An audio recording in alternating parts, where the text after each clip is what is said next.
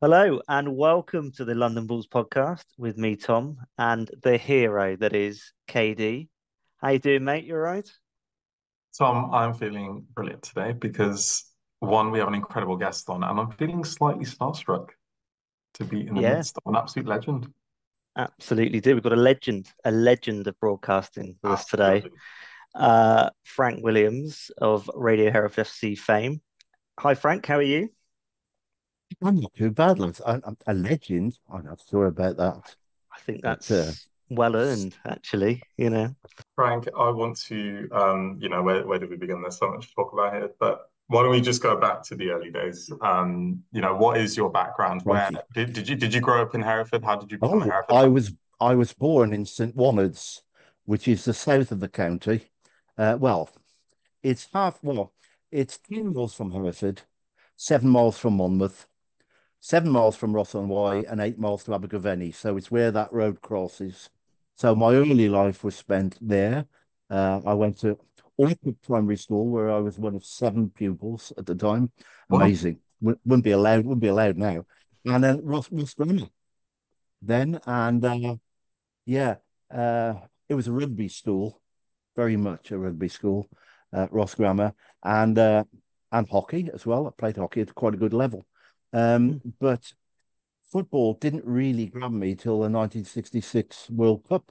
Mm. I was 15 then. I was born in 51. And then you sort of got hooked on that. Now, I have to say, until the year before, being brought up in the country out on a farm, we didn't have a TV. In fact, we didn't have Mm. electricity. We had a generator and we had to pump water through a filter system from the Garran Brook, the other side of the hill. So it was very, very basic. Yeah. And, I got hooked on the World Cup. And then I thought then, oh, what is rugby I've been playing all about? Football is something I've been introduced to now. And of course, the nearest club was Hereford, and that was it, really. It was so that would be the beginning of the 1966-67 season. I can't remember what my first game was. It was somebody like, I don't know, it would have been Dover or Bedford or somebody like that, Southern League. Mhm. Um, but yeah, that's my first. I mean, in those days, of course, grandstand then. It was just, well, the early days, it was that old stand that was taken down and moved to Mhm. Luctonians. I remember when that happened and they widened the 849 and built before they built the new stand. The team used to have to change in they changed at the time in the swimming baths, which is now the Courtyard Theatre, Yeah. and then they'd have a police escort across the road into the ground. That was for a season or so while they were while they were doing the widening to the road and Wow. building the new stand. So all those little things, sort of very much part of the history. And then of course the John Charles era. Hmm. And then in 1972, I started my teaching career in Sandwell, Smethwick, in fact. Hmm. I always say, teach 39 years in Smethwick, you get less for murder, really. But um, because in those days, the system of financing your education was by grant, not student loan. You had a grant, and you had a grant from Mm. your local authority, which was Herefordshire. But Herefordshire wanted to introduce new blood into the education system, so they pay you a grant, but they would not employ you afterwards. They wanted to employ people from outside the county to bring in fresh faces, if you like. Otherwise, it became sort of the education system in Hereford was getting sort of very incestuous. It was ex-pupils of Ross Grammar Right. becoming the teachers and whatever, Mm. and that didn't work. So I had to find somewhere else to go.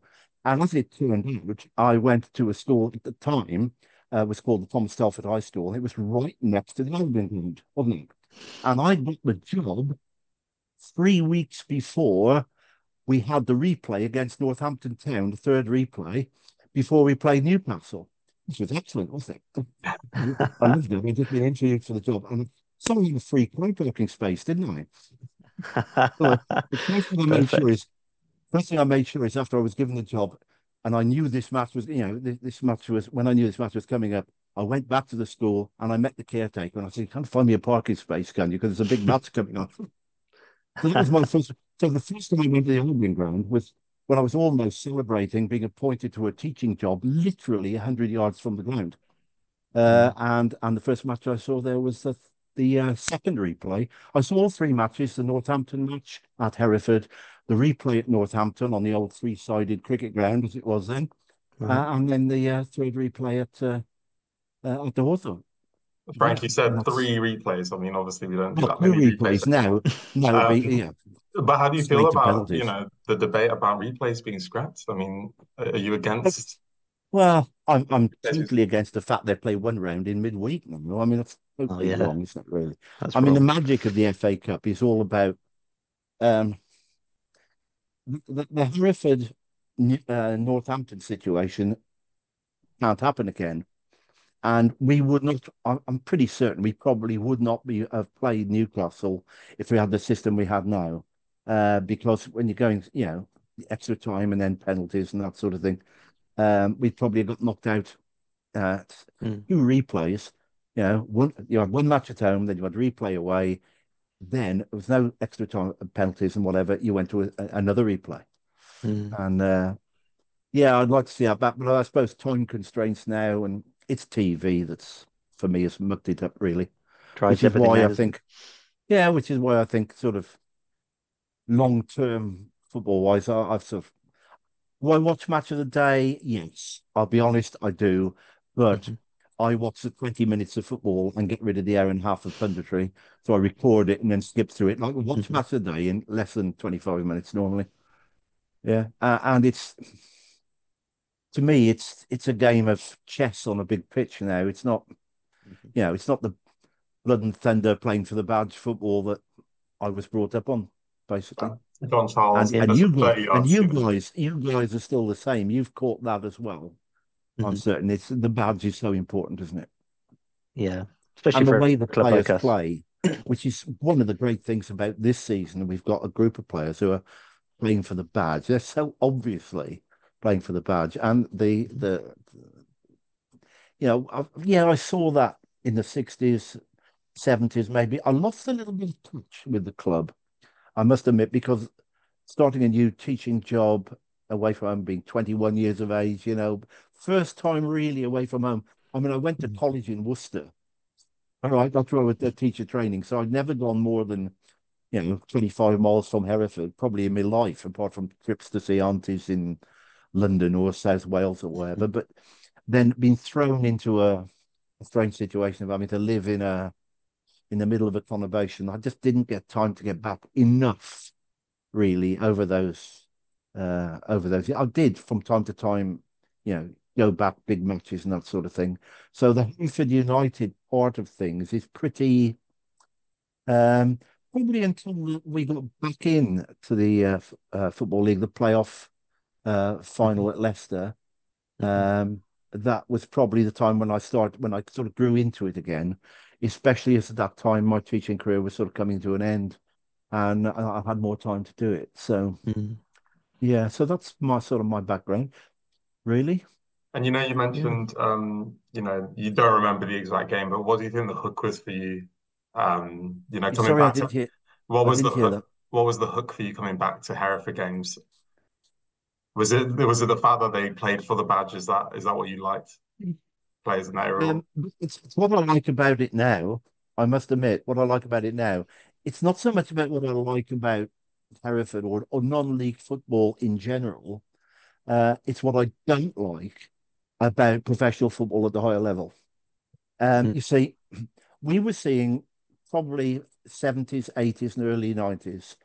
We were seeing at our level, League One, conference, top of the conference, and whatever. Then we were seeing players then that now are playing at levels much lower, because what's happened in football, and it's a money-driven thing, is when you look at the Premier League and the Championship now, they're full of imported players from abroad. That's fine if that's the way it was. But what it's meant is there are still the same crop of good players, English players, British players, and so on, but they're being pushed further down the pyramid. So now players that were playing League One and League Two, maybe 25, 30 years ago, that standard of play is now playing at National League North and South, which is why we see such good football being played at our level. Yeah, because that so the better better English players being pushed out. There was a time, I think, about 10 years ago, where it was very difficult to pick an England team from the Premier Division. You know, Mm. when you look, it really was. I mean, it's improved slightly now because they've got to play, teams have got to have so many um, English players in the squad. But it's still an incredible situation where you see, teams in the middle of the championship fielding five players from abroad. So where Mm. are the good young English players now? They're playing lower down the level. I mean, Owen Evans, remember him? Yeah, obviously, remember him. 4 really good seasons with us. There's Mm. no way he wasn't a League One player, but he was having to play at a level well below that because he didn't get a place in an EFL team. Yeah. 20 years ago, he would probably have been playing maybe Championship football. I don't know. That to me Mm. is a bit, but that's why Interesting. I like non-league football. And at every level, I like non-league football because you get Mm. players who are playing there. Yeah, they're playing for their careers. They want to move on. They want to get better and so on. But they know the only way they can do that is to be loyal to their clubs. And loyalty is just something you don't see at the top levels, do you? No, no, not at all. The when we sort of went back down to Midland Premier League and is the non-league football, the love of non-league football, because of the feeling that you get when you go to those types of clubs, not just Ah, down absolutely there, but right. also now. Absolutely right. I mean, step five around where I live here in Helsowin, they're quite. I mean, Light Town now actually, if they're step four now. Yeah, Mm. but you've got. I mean, okay. I remember when we went to play Light Town, we took about 1,000 people. It actually took me. It's 5 miles from me, uh, and I think we took 1,000, didn't we? And they get gates normally of about 50 or 60. Seriously Mm. now. And I remember it was around Christmas, was it? It wasn't Boxing Day, but anyway, it took Mm. me longer to get the 5 miles to Lie than it does to get to Hereford, and it takes me an hour and 20 minutes. But you wouldn't believe this. I was actually caught behind a pony and trap on Windmill Hill, which is not far from here. They were going to a carnival or something. It was around the Christmas period. And the traffic was building up all the way to Hellzoe. Hellzoe were playing at home. Stourbridge were playing at home. Lye Town were playing at home. And 1,000 Hereford fans were playing in a village called Lye, halfway between Hellzoe and Stourbridge. It was mental, absolutely mental. And the locals loved it. It's still talked about now. Remember the day Hereford came? You're going to the pubs around there now, and you start talking about that. They all remember it, because it's part of your club, isn't it? That's what the Lye Town people will remember about their club. The day a Mm. thousand Herefordians descended on them. We couldn't Yeah. understand. They couldn't understand the word that Hereford people were saying, and they couldn't. Hereford people couldn't understand Black Country. So it was crazy, really. But yeah, that sort of thing is absolutely mental. And other Mm. places like Highgate, I mean, Mhm. what is that? That is a field way out in the country, and they saw us coming. They said, "We love one of these lads," and they absolutely played us off the park. And I remember because they thought Hereford would bring so many, they thought, well, Simon Wright went over to see them and warned them what was going to come. Going to get all these Yeah. people coming over, and so they went out and they decided we better get some extra beer in, and they went out. What about 1,000 pounds of bottling, which of course nobody drank. Yeah, where's the cider? Where's the beer? We want the proper beer. Months later, they were still trying to give away cans of cart. It was brilliant, absolutely brilliant. Yeah, It's great memories like that, isn't yeah, it? fantastic. So I think moving on a little bit to obviously the Hereford United going out of business, Hereford FC coming into play then. At what point did you get involved with Straight the away, Hereford FC? Straight straight away. away, absolutely straight away. Yeah, there was a no-brainer. Yeah, yeah, Mm. I came down with a paintbrush painting walls and that sort of thing. It Mm. was. And cleaning up all the mess that was inside the ground that had been left. It was just Yeah. something that, I don't know, it tugs on you, doesn't it? And I Mhm. met people there who came down from Derby and one about travelled down from Durham to take Wow. part, to help out. Because Hereford, as we found out with the radio, we have a lot of exiles. Mm. Yeah. And they all sort of clubbed together really and came back and did. I mean, the lad from Derby, I know he came down and he booked into to a travel lodge or something for 3 nights, just with a paintbrush in hand every day, just painting the back walls. It was Incredible. it was incredible. It was a gelling thing, really. And that gelling, I think, is still there because the hardcore of people who are involved in that, we still see each other. You see when you go to the ground and you carry stuff in, you wave to somebody, and I was painting the toilets with him 8 years ago, and Yeah. yeah, it was. I think it was probably the nature of the way the old club folded. Mm. Was the thing that actually gelled everybody together because we were robbed by criminals, basically. Yeah. And the way the club is set up now, that can't happen again. I Hmm. mean, there's all this talk, and we alluded to it in our last podcast of Yeah. bringing back the name United, which, Hmm. as I say, I have an opinion on. I'm not prepared to share it. I don't, Yeah. one side or the other. But our articles of association are designed to stop anybody poaching our club again. Mm. That includes everything about our club, Yeah. basically. And it was a way in which I think Herefordshire Council was persuaded to let the new Hereford FC start because they Mm. didn't want it to go the way they'd gone before. I mean, we had a situation, was it Redditch put in an application to play their matches at Edgar Street? Was it somebody like Yeah, that? I yeah, it thought, was. how crazy is this? We can't let this, you can't let that happen. Um, and so basically, the benefactors and Hust between them own 50% of the club each. Now, there's an argument about whether directors there should be 4 and 3 or 3 and 4 or 4 and 4. It doesn't really matter. Hmm. But in order to change the articles that set Hereford FC up as a protected force that the council wanted to make sure was a protected force with fan involvement, otherwise they wouldn't have given us the Hmm. lease back, right? Those articles cannot be changed unless 75% of the shareholders vote for it to happen. Now, with Hust holding Hmm. 50%, Hmm. yeah, that means that the club can never be taken away from the fans. And I know there are a lot of people out there saying, oh, we don't like Hust, it shouldn't be Hust. Those are the articles. That is now the company law. This can't be changed. Hmm. If you want to change Hmm. it, become a member of Hust, put your vote in, because I tell you now, I was on the Hust board for 3 years, right? And I came back on as an Hmm. emergency chair, emergency secretary as well, 2 or 3 years ago. And Hust does not, Hust board members do not have, this is honest, they do not have an opinion one way or the other. They are Hmm. guided totally by what the members want.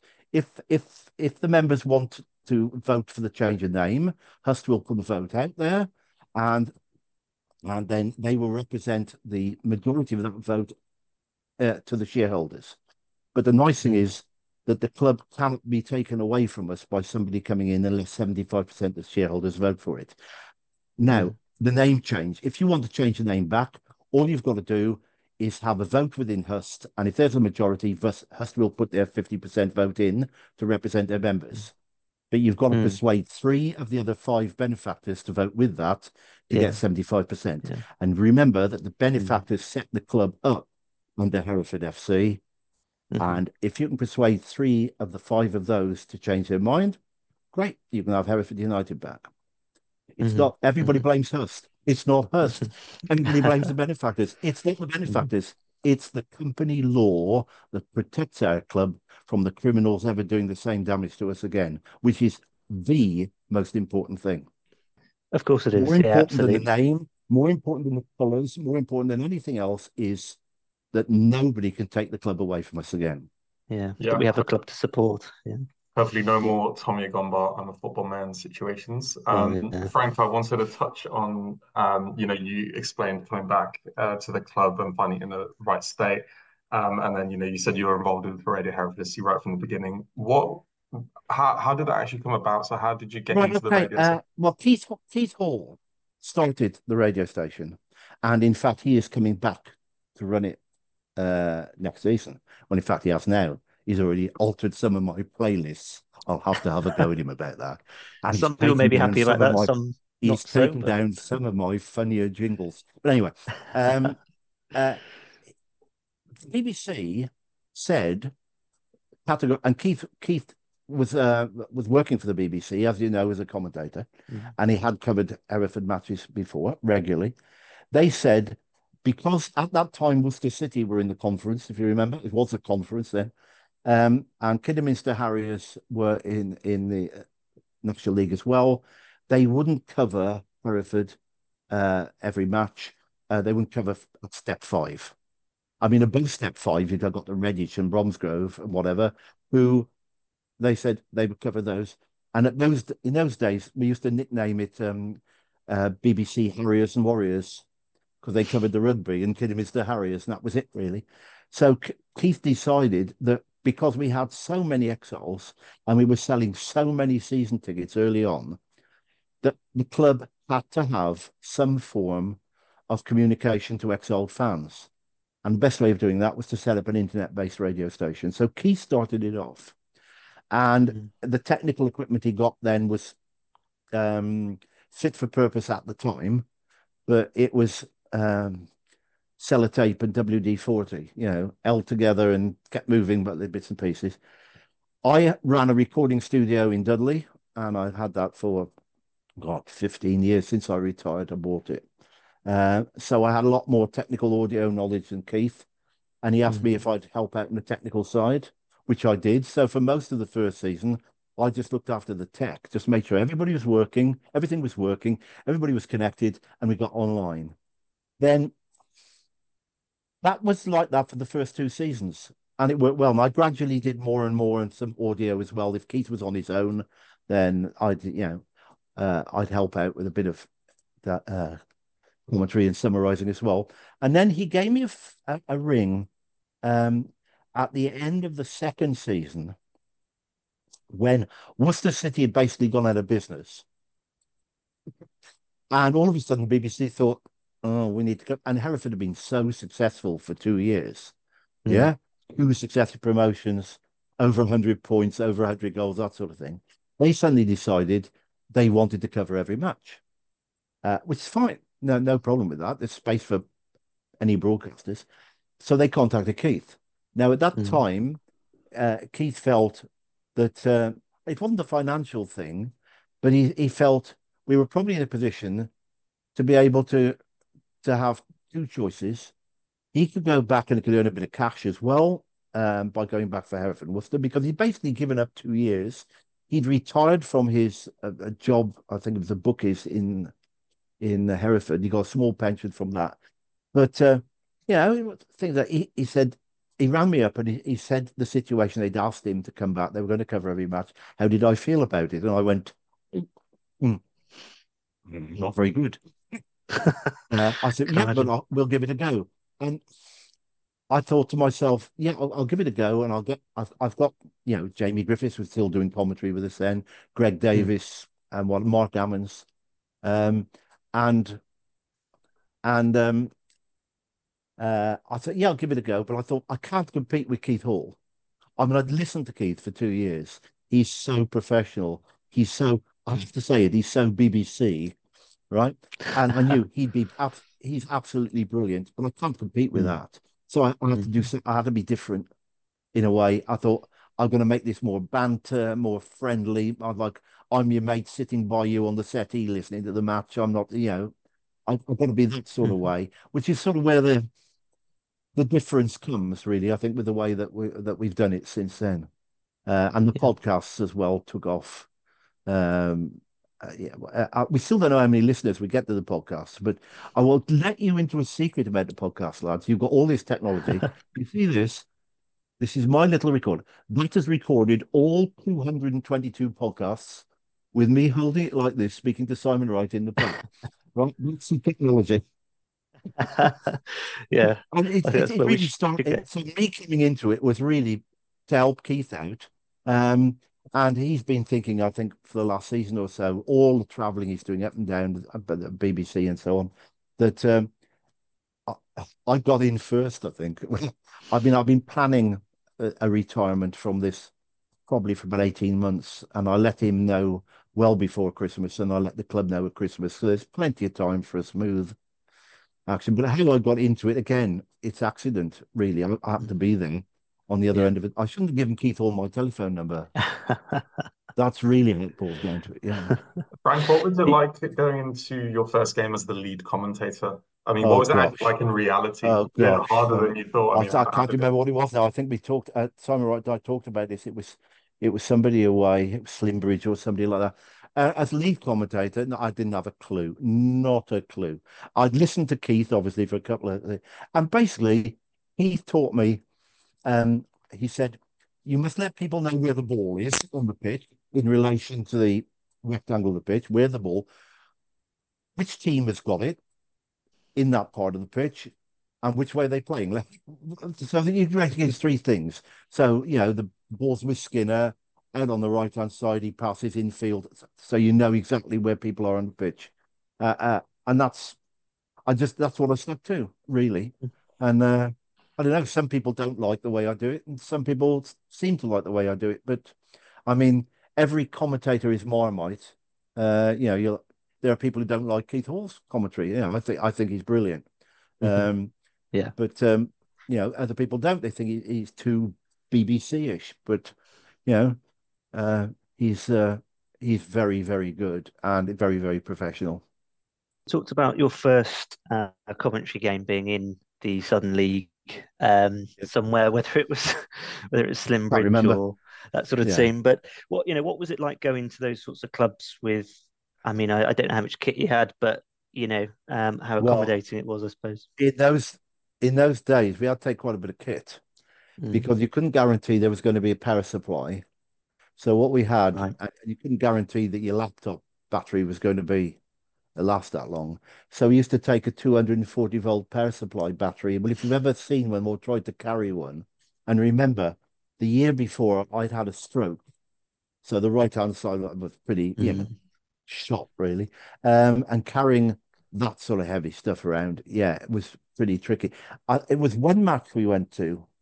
I think it might have been, it wasn't the first one, but it might have been something like Slimbridge. They said, "Oh, look, we can find you a power supply," and they plugged us in to a socket at the bottom of one of the floodlights. Right. Socket.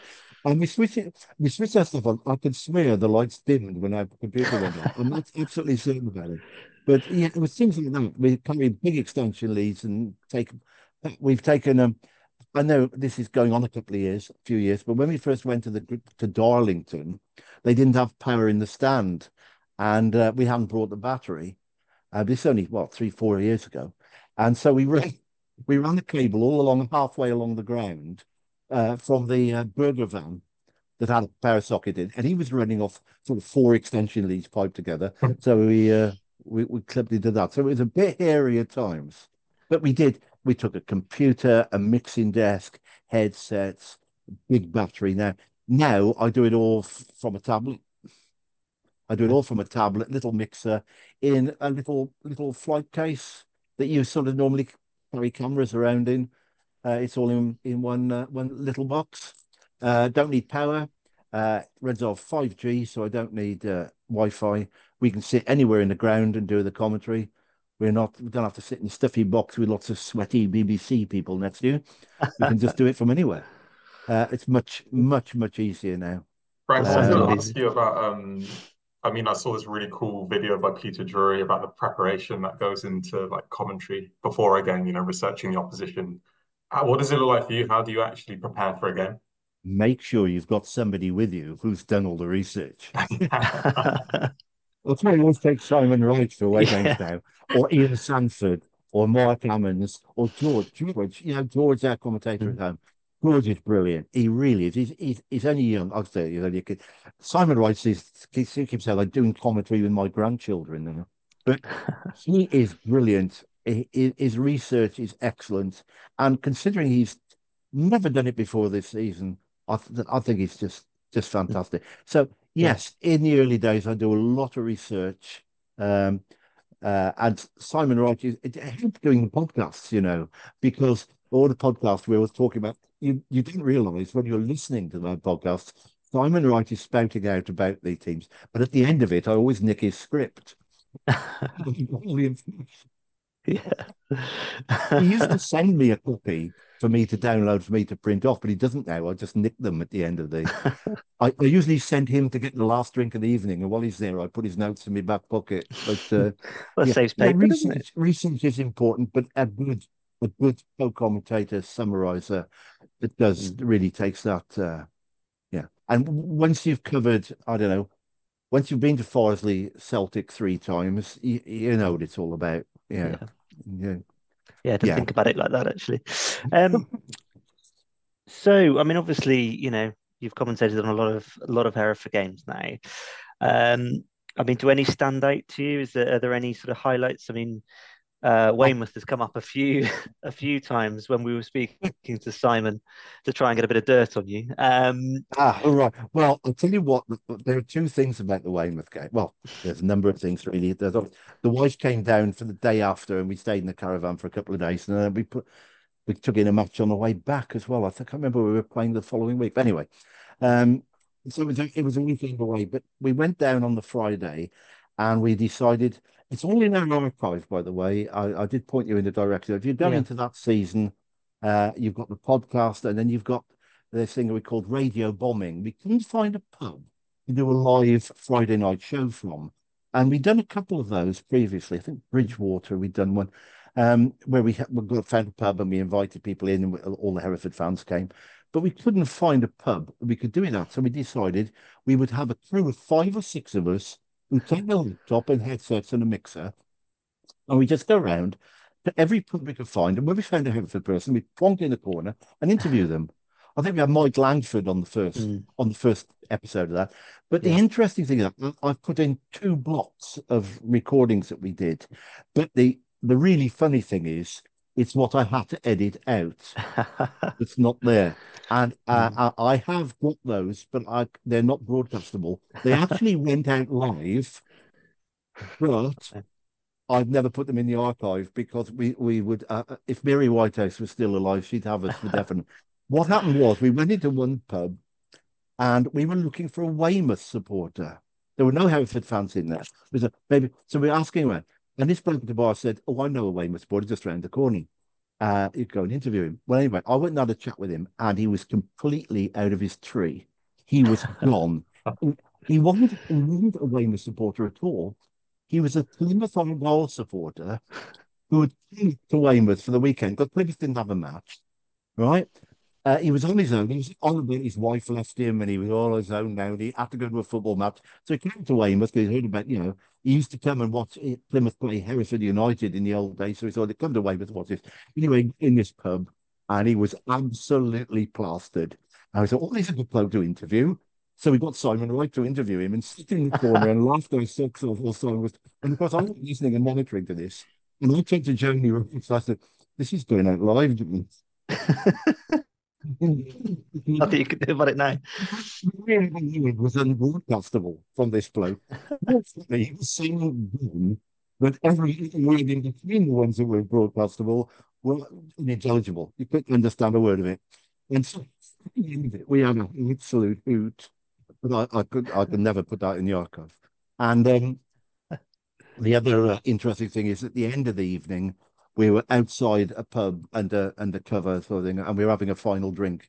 And I'd left the recorder on with the mic sticking up there, and some of the things that were going on there were a bit too tasty, should we say? Yeah, but I couldn't broadcast that. But the match itself, well, there was a couple of outstanding goals. And well, one wasn't. John Mill's goal wasn't. There was another one that was scored an absolute blinder. But the funniest thing I remember about that game was, do you remember the player Brandon Goodship? No, I Brandon don't. Goodship is a winger for Weymouth. He went on to play National League at a much higher level, actually. A good player. But the stand opposite where our broadcasting was sponsored by an ice cream company. So and Greg Davis doesn't know humour, right? He was doing the commentary, and at halftime I said, "I wonder if Brandon will go over to the other side and get himself a good ship lollipop." Now, do you remember the good ship lollipop? Shirley Temple on the good Yeah. ship lollipop. You remember it? Mhm. He just looked at me, didn't understand it. That went out. That's in the archive. Half time, I talked about the good ship lollipop and didn't understand it. And I was creasing myself.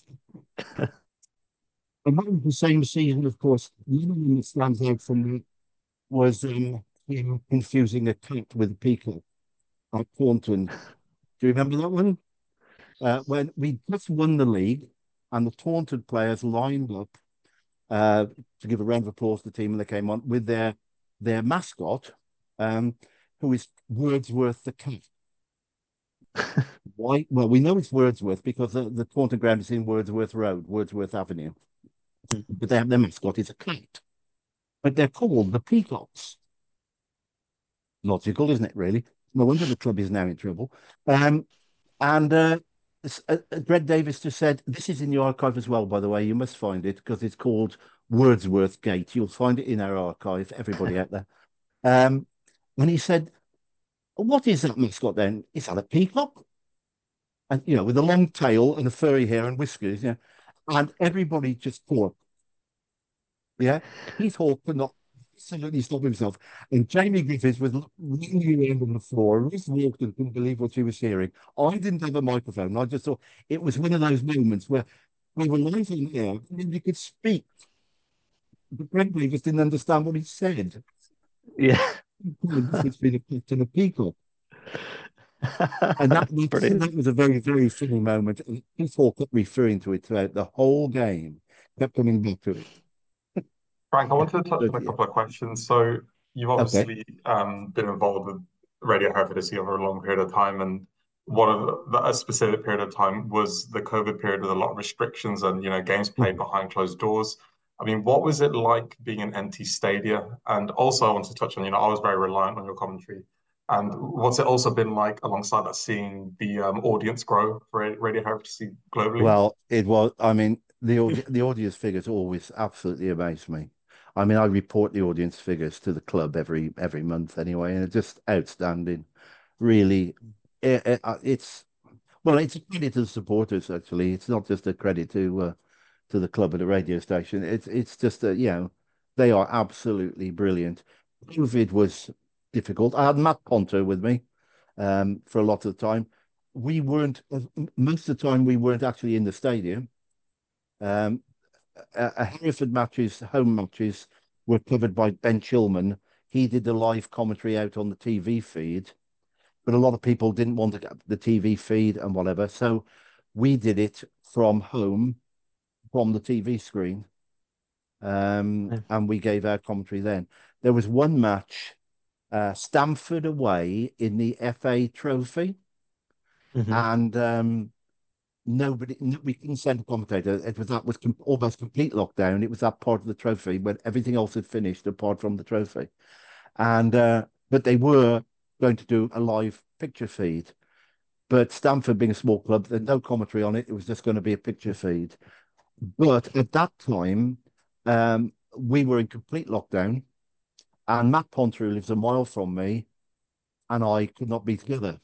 So what I did is I rigged up our desk with a phone line, and I broadcasted out, and I was watching the live stream on my TV, and I was on a phone line to Matt Ponter into our desk, and he was watching it on his TV. And Matt is still have a look at it in that season. Look for the Stamford match.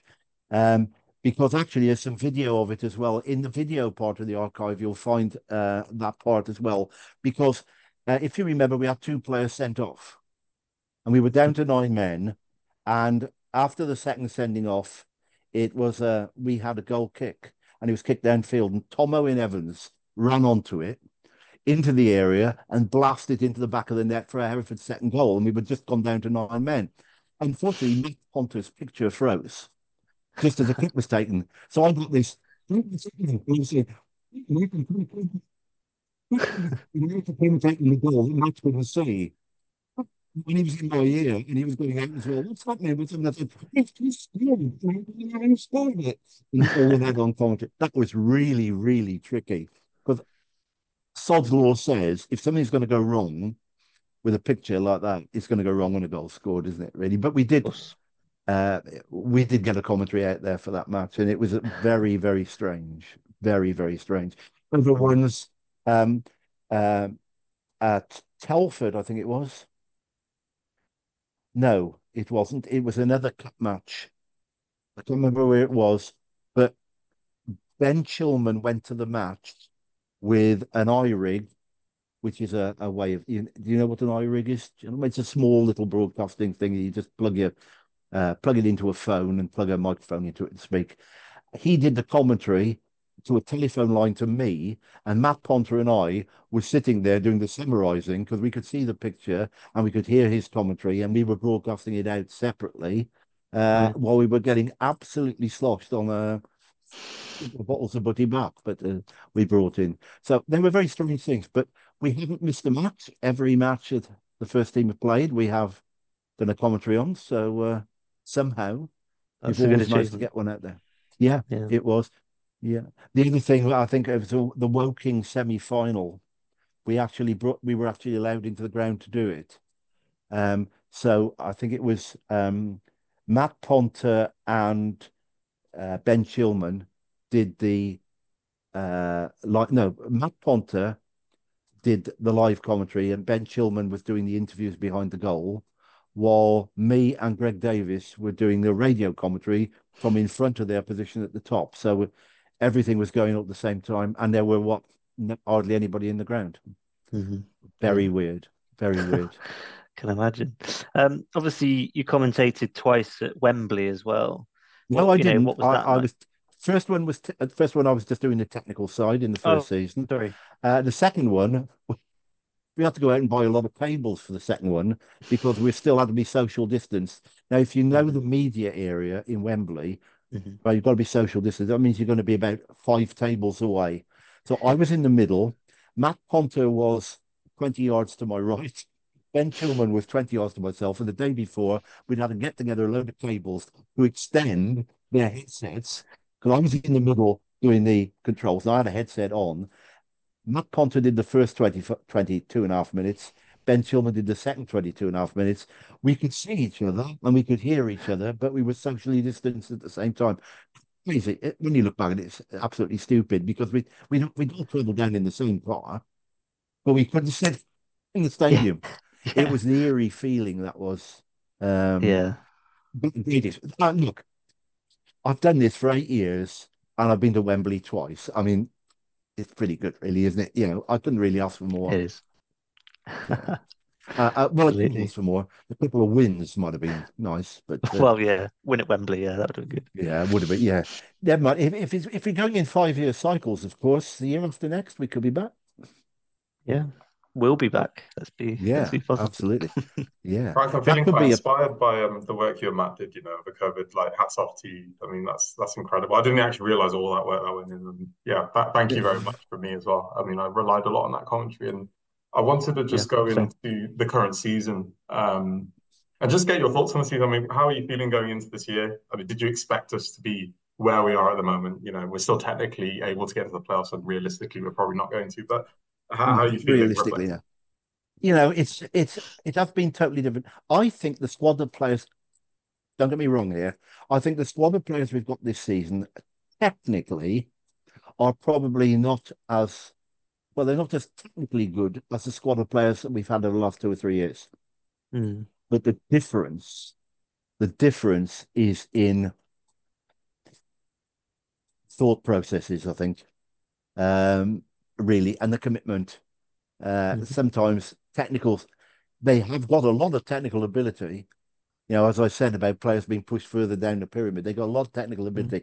But there were players who had, I think, probably had more technical ability than our overall squad at the moment. But it's a squad game, isn't it?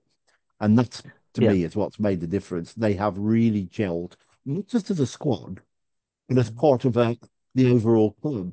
There is a connection with the fans. There's no doubt about that. I mean, when you bump into them in the car park, and we do, obviously, and around the ground and before the match and everything. So, oh, Frank, are you right? It's brilliant. It really is. There are clubs of players we've had in the past that we haven't had that from. You get it from one or two, but with this lot, it's all of them. Yeah. And maybe if there are any that haven't fitted in, they haven't lasted. Yeah, yeah. Do you think that's the manager as well, though, Frank? Do you think Oh, he's 100%. 100%. It's the management team. That's a squad in itself as well. And I mean, there's volunteers in that team. You know, when I talk about a team, it's not just the two of them, it's five or six of them. Mm, They've gelled as well.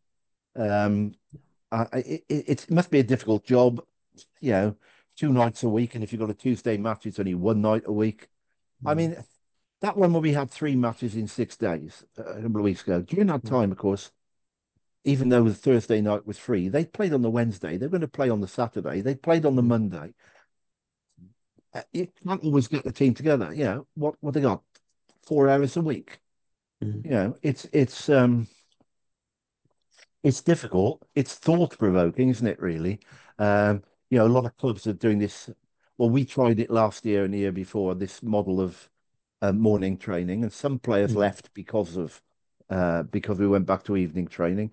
Uh, to me, I don't really think it matters. I think it's commitment, the level of commitment we've got from players that's good. But I don't think we can even contemplate coming back and training in Hereford because our players, by necessity, we have to get our players from outside the area because we've got a very small catchment area. We've got a large catchment area, but mm, there's a small number of people in it. You know, if mhm, you want to compete at the level we're at, then you're going to either get them from the West Midlands conurbation or South Wales. Well, South Wales is a lot of travelling if they're going to go north, so it's obvious to pick up the players from this area and further north.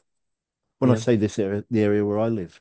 And that's yeah, how I mean, they train in Studley, which is just down the road, you know, it's Bromsgrove, basically. mhm, mhm, So, which is perfect.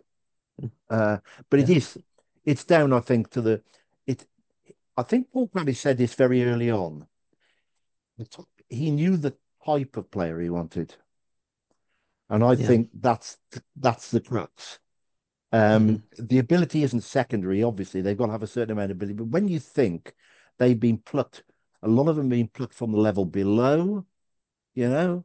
So you think, you know, is Skinner going to be able to survive at this level? You tell me. yeah, yeah, I think he could yeah, survive exactly. 2 levels above.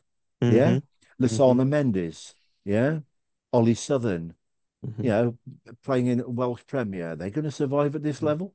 They Hmm. could, they certainly are, and a level above. So, Yeah, you know, yeah, I think we've done well to sign Babos and Skinner straight away. We'll be mm, lucky to hold on to everybody that we want to hold on to, I'm certain. yeah, yeah. I Uh, mean, you've mentioned obviously some players who've performed brilliantly and as you said, above expectation. Um, you know, I think the uh, whole squad is yeah, probably they have, yeah. above expectation, yeah. Mm, yeah. I mean, have you got could you narrow it down to a player of the season for you, or Mm. do you think it's it is a difficult choice. Obviously, the Probably vote's on at narrow the it down moment. to about five. Yeah. Uh, I think, well, I think, I don't think you can look much beyond the two I've mentioned. Uh, uh, Aaron Skinner, purely because of his ability to dominate the right-hand side of the pitch from back to front. That was Mm, the first mm, thing. And Babos, oh, what has he got? 11 goals and 11 assists. mm. I mean, you know, Yeah. normally speaking, somebody with that record, if we were doing a podcast with Simon Wright and we were talking about a player on another club, and he would say 11 goals and 11 assists, well, we know he's not going to be there next season, Hmm. Yeah. is what he would Yeah. say, Yeah. because yeah, players with that thing, they're nicked by the league above. Mm. He was the first one we've re-signed. I think Yes. that's a sign of where we are as a club now.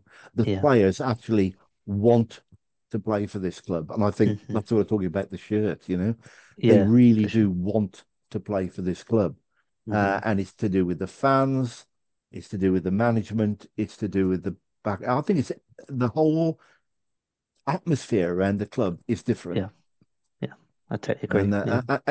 and if you know that you're going to, if other clubs look or other players look, oh, Alex Babos has signed for Hereford again. Aaron Skinner, he's signed again. I know. If I'm asked, I'll sign for them. You know, Mm, mm, that's what it yeah. does because good Yeah. news spreads, doesn't it? Really. And certainly other And players in this league as well, because yeah, that we've maybe come yeah, up against. If they thought, oh, he, if certainly, defenders, if they've come up against Babos or midfielders who come up against Skinner, and they think, oh, well, if he's staying there, then maybe as you said, it's a good place to go, and I can maybe achieve something there. And that's well, we can hope for that anyway. And I think most players will, if they're honest, and we've got a lot of young players, honestly, of course they're going to look to move. Of course they're going to look to move. If they're offered something better, they're going to move. But something better isn't all about necessarily about the cash in hand, right? At the end of the day, we are a very good shop window. Yeah. If Aaron Skinner was playing for Kirsten Ashton, who are probably above us in the league, probably might get into the playoffs or whatever, would he get noticed? Would he be noticed in Greater Manchester with other clubs, step 2 and step 1 around him, and even EFL clubs and whatever? Would he get noticed? He's now stuck out on a limb with Hereford and isolated, but he is a shop window. Yeah. It is a shop window because it's a big club with a big reputation, and he's going to get noticed more. So that when somebody does come in with a proper, sensible offer, for him to maybe move to a League One or League Two club, all right, full time and for good money, sort of thing, and he wants to leave, it'll cost because he's on a contract. Yeah. Yeah, exactly. That's what it boils down to. And I'm not saying we should be a feeder club. Obviously, we want to keep a core of our best players. But I think we're a better shop window for that type of player than they would be going and playing, in an area where there are so many other clubs around. There are so many shop windows, aren't there, in Greater Manchester or in the Leeds, Bradford area, or even up in the north around Newcastle. There's a lot of clubs at their level. So, I was going to ask, I think, actually, you've gone away to teams like Buxton. I think Buxton are actually full time, but you're probably going to some clubs where they've got very small gates. I think Peterborough Sports is even one of them. How are you kind of feeling about that? Some of these clubs can offer way higher salaries than we can. Do you think there's something really wrong at this level? Because I call them Abramovich clubs. Right, Abramovich clubs are clubs that have one big benefactor who owns the club and runs the club, basically. That's fine. That's brilliant. That's great. Till either they get fed up or they drop dead. What happens then? Yeah. Did it happen to Newport County when they went back in the league? They almost went bankrupt again. We've seen is it Farsley Celtic, the bloke there is desperately trying to get out if he possibly can't find anybody to take it on, can't buy the club and so on. It's a dangerous path to go down.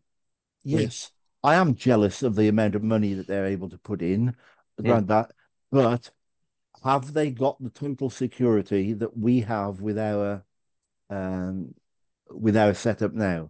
Okay, we may be stuck at this level for a little while yet until we can move on, and money is an issue, and there is a limited amount of money that we have because our shareholders are such that they basically have pumped between them, I don't know, was it £800,000 in, and that's it. So we can still go for another small share issue and whatever, of which Hust would be entitled to half of that. Yes, it's a strange thing. I'd rather be in our situation and stuck than in their situation and looking over the shoulder and thinking, can this club survive? And we know it can't survive. They can't survive at the next level, because I've always said to go up and survive at the level above, you must have a fan base. You must have. Now, Kidderminster have got a fan base and they've struggled to stay in there. But the clubs that have gone up without a fan base have come straight back down. Chorley up, Chorley down. Kings Lynn up, Kings Lynn down. Okay? You need that support up there because the fan base will give you that extra revenue if you need it. Yeah? Darlington were in trouble at this season. You notice they have their squad builder. They had 140,000 in the squad builder. They brought in Gowling, and I don't think Gowling did a bad job. I think he was very, very, very unlucky there because he inherited another manager's players, which is something the Caddies decided from the start. I'm not going to inherit somebody else's squad because I'm stuck with that. Get rid of the lot and start again. Gowling couldn't do that. And the squad builder money Armstrong had already spent. So he was stuck with what he got. When they decided to get rid of Gowling, they went to fans and said, we need another squad builder. And they immediately the fans raised another 60,000. And the 2 or 3 players they've been able to bring in to stabilise that squad looks like it's just about got them out of trouble. And I think Gowling's taken a lot of stick. And I know, they make a butt of it. But I think it was a bad situation. Every manager we've had since Beadle has had to inherit somebody else's squad. Yeah. Apart from Dennis decided he wasn't going to do that. Yeah. The only players he offered contracts to were the under-23s, which if they refused, the other club they went to would have to pay money because under-23s always it has to command a fee. Yeah, absolutely. So, yeah, I know that's a good point. And I think, but Caddis has probably done it the right way, hasn't he? Yes, he has. It turns out. Frank, we want to talk, obviously, Boston being your last Hereford FC, Radio Hereford FC game. What are your plans for next season? What are you up to? The week after, 27th, which is in fact my birthday, I'll be covering Berkhamsted versus Halesowen for Radio Halesowen Town, which is a different stage. It's not. No, I haven't been headhunted. I've been asked. People say I have. I've been asked since I made the decision if I would start a radio station for a club that's 400 yards away. But it's slightly different in it's a community orientated radio station. It is financed by the football team, by the football club. They have an owner, but it's a sustainable. The owner is not pouring in thousands of pounds of money. He's gone in to manage it and make it sustainable, and he's going to use the radio station to help on that. I'm not going to mention figures or whatever. That I'm doing it as a volunteer, but we've done a pilot match. We did their Leamington match, and we're going to do Berkhamsted, and then we're starting next season. But we're also covering the local rugby club, the cricket club, the hockey club, tennis club, athletics, cycling, all the ones in Halesowen, really. But Halesowen's a massive town. When you think Halesowen is just a edge suburb of Birmingham with twice the population of Hereford. Whatever, and a lot of sports clubs and activities around here. So it's going to be a lot of community things as well. Frank, are we going to see your English though still, as a fan? Oh yes, of course, Nice. of course you will. Yeah, because this is something I'm running and I'm administrating, but I've got a big team on board helping to actually run it, which is good. The club has thought it out well, and I know that Radio Hereford will go from strength to strength as well because Keith is just brilliant, and he's got plenty of fresh ideas as well to freshen the station up at Hereford. And I've already said I'll keep the archive going for him, so you can still dip into that, which I'm sure you do from time to time. Of course. Yeah. No, absolutely. You mentioned as well, I'm still going to do it. There's a great energy around the club at the moment, and if we can keep that core nucleus of players, and assuming we're in the National League North next season, do you think we should really be considering mounting a serious promotion push? Can you see that next season? I think next season we should be looking for playoffs. I think the playoffs is an achievable one. I think this season the target was keep us in this league. Really, seriously, with the budget this season, I think it was Paul Gladys said he was given keep us in this division. Well, to get us close to playoffs, I think is what are we 15 points better off with 2 matches to go than we were last season. If we were where we were last season, we would probably be in trouble at the moment because that wouldn't be enough points. I think seriously, playoffs have to be the thing for next season. Promotion, I don't know. I think the infrastructure of the club probably still needs a bit more development before that. I mean, we spent the first 3 years getting promoted and things went up and up and up, but the infrastructure of the club didn't keep up with the promotions. And, we still got a small full-time staff of people behind the scenes doing far too many jobs. Jamie Griffiths does far too many jobs. And he's brilliant at all of them.